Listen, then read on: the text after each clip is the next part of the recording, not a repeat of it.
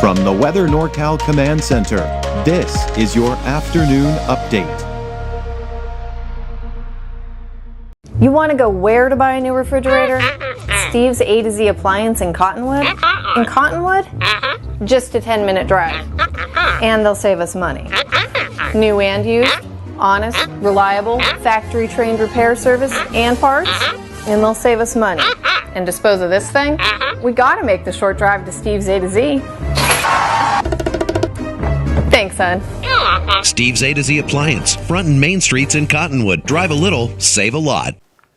Good afternoon, everyone. You know that typical summer heat that we're used to around here? It's going to stick around here for the rest of the week. I do expect to continue to see the hot and dry conditions and those winds picking up in the afternoon, but nothing unusual, nothing to be terribly concerned about. Now, there's going to be a slight dip in our temperatures over the weekend with even cooler temperatures. Yeah, cooler temperatures by next week. Let's take a look at your neighborhood forecast for today. Today's the peak of the heat wave. Temperatures will start to drop, though, after today. Most of the smoke and haze will mainly be east of the valley, although we will see some haze possibly even for parts of the north end of the valley here for especially let's say around the second half of the day. But overall, as we go into the evening, most of it will be to the east and northeast of the actual fire itself. It kind of settles down a little bit, and then we see that same trend. We're not going to see that smoke really shift or change a whole lot going into the next couple of days. Now, this is something that I've been talking about over the last few days, and this is really coming in from CAL FIRE. CAL FIRE has pretty much reported that the main reason that the park fire spread so rapidly is not necessarily due to the winds and the heat and the dry conditions alone, but it's mainly the dry fuels. There's been a lot of dry fuels for the park fire to work with, and that for a big majority of the reason why the fire has grown to the size that it has. Now, granted, some of the outside things in the weather, such as the temperature, the humidity, and even the winds have had an impact. But it's the fire itself that creates its own weather, that the winds within that fire area where we've seen the most amount of growth. So when we look at these winds, yes, we're seeing that typical afternoon increase in those winds here, but nothing to be terribly alarmed about or concerned about when we're talking about the park fire.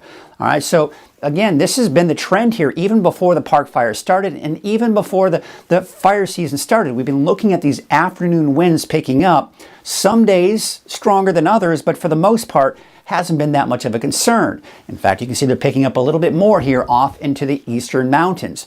So some of the things that do directly affect the fire, no matter what, is the humidity.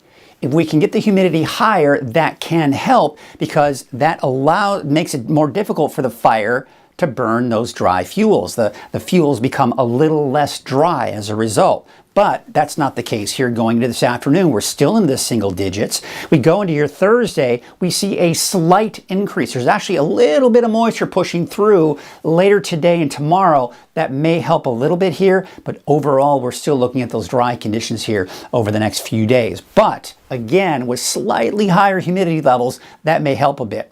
In fact, you can see that when we look at our fire weather risk. Again, the main thing we want to focus on when we look at this is it's not necessarily associating itself with any of the fires. We're just saying, hey, look, if a new fire should start, these are the areas of concern. The valley, central parts of Siskiyou County, and into Modoc County and the eastern mountains. Where you start getting in the oranges, that's when we've got to really start kind of paying a little bit better attention to making sure we don't start any fires in these areas, because if any fires do start in these areas, this is where they can burn very rapidly and can become an issue very quickly. All right, and that'll be the case here for the rest of the week, really. All right, so here's what I was talking about, some of that moisture coming in from the south and west. You can see right here. Now, this is a very weak area of low pressure, and it's going to kind of move up to the north and east.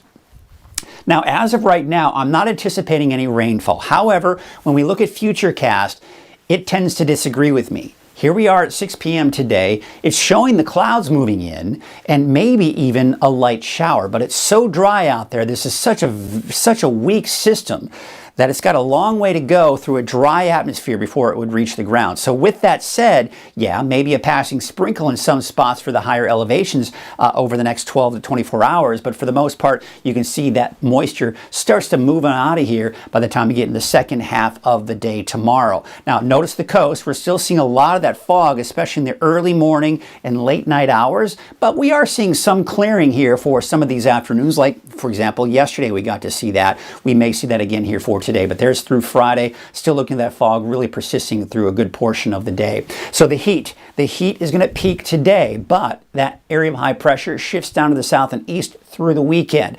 And what we've really got our eyes on is this right here. Now, this is not a terribly strong area of low pressure by any stretch of the imagination, but its main role is it's helping to push that heat down to the south and east, dropping our temperatures through the weekend, and then even more so as we go into Monday, Tuesday, Wednesday of next week, because not only will it keep that heat down to the south and east and push it even more to the south and east, but we've got a little shot of cooler air, at least to our north, that's going to help to kind of push a little bit to the south in our region. When we have this trough, this does allow for that cooler air to push on in. So as a result, we're not necessarily in the below normal category, but we're in that near normal. But when we look at that trend, yeah, we are going to be looking at those temperatures below normal by the time we do get into the second half of the weekend and early next week. But today, well, we're above normal. 106 for Redding, 102 for Chico. Temperatures in the upper 90s, mid to upper 90s for many of the higher elevations. Of course, for Trinity County, over 100 degrees here. And for the coast,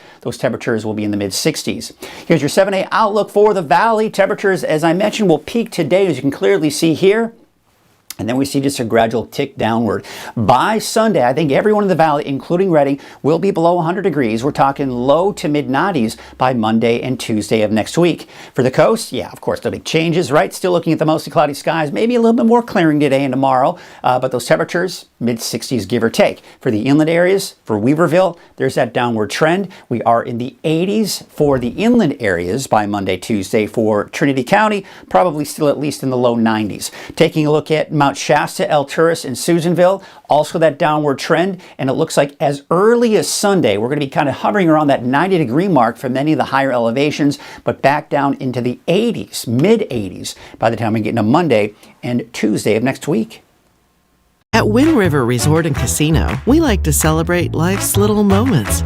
Oh, and the big ones too. Because around here, when you're completely in the moment, that's when the magic happens. Come in and find your moment at Wind River Resort and Casino.